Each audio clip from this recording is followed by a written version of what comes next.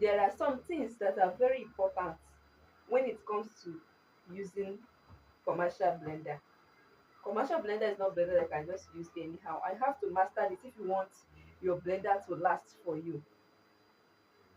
So there are important things that I will tell you right here in this video that will make your blender to last for you. And I'll tell you how you can use it perfectly. You save the life of your blender.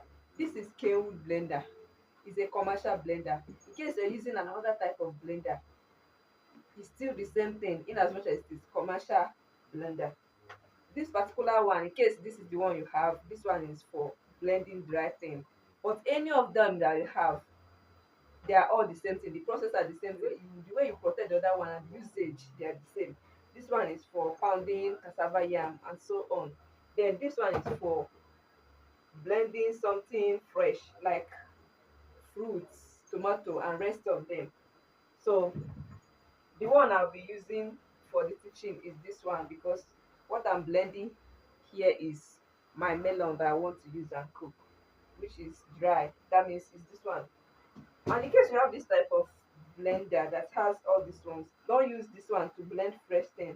Give each of them what it is used for. Like this one, dry, poundy, and fresh thing. Don't misuse it so that you not use your hand to spoil your blender. So there is the important thing you have to note here. Here, if you want to use it, see these two switch. Look at this one. It is steady. It's steady. But this one is not steady. I seen it. So you have to master the two key. For this one, you have to start from this first one. If you on it while blending, on it small, blend small, off it. This one, the duty of this one is to cut what you're blending into smaller pieces. Then this one is the one that you use to blend it smoothly.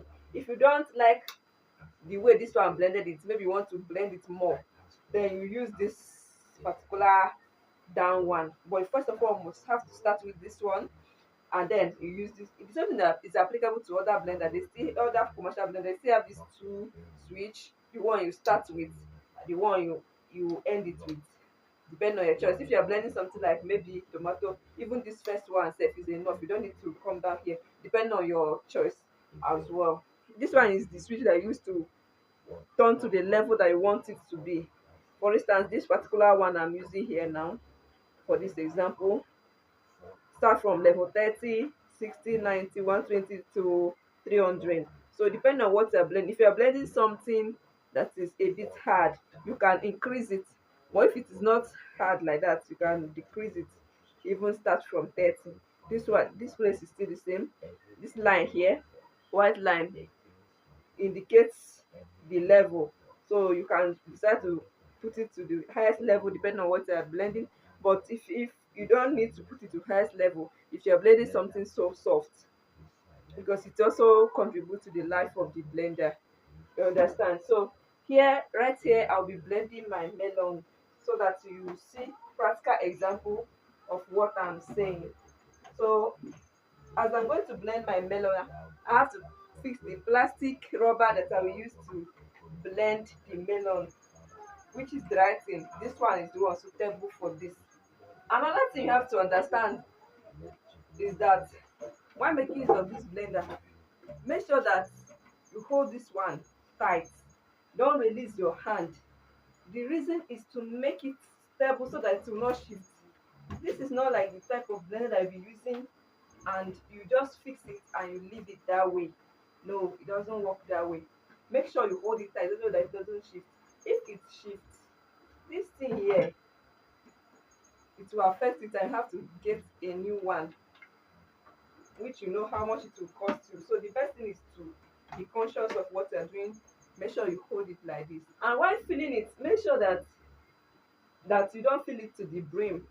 It's still part of what helps to protect the blender. If you fill it to the brim, you are spoiling the blender. So like this one now there is level. This 500 which is here is where you're supposed to fill it and reach, and don't fill again. Let me use it and blend my melon so that you will see the practical aspect of what I've been explaining. You see the level it reach, level 500. I don't have to full it to the brims. This level is okay. Before I add this egusi here, I make sure I put it under the sun, dry it so that it will be easier. Don't blend something that is oil. For instance now, if this egusi is oil, try to put it under the sun so that it will be better and save the life of the blender. Then I have to plug in my blender to my socket, then on it. Watch me the way I do it.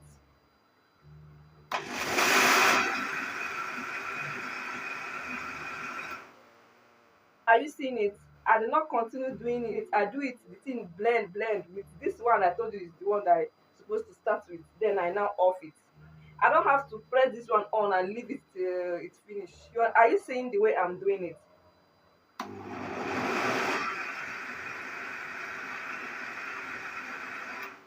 And I make sure that my hand is placed on top. I don't remove it.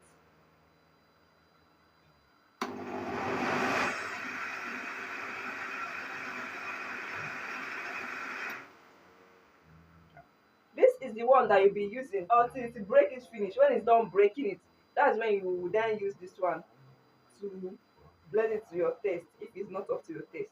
But if it is up to your taste, then you can use it.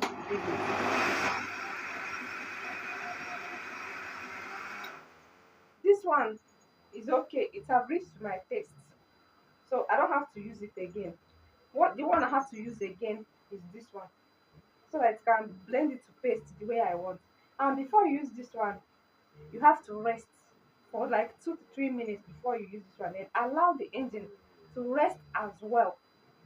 So after 2 minutes, then you come back and then use this one to blend it to your taste. This one I've almost blended it to finish, but I want to still use this one to blend it because I want it to be very smooth.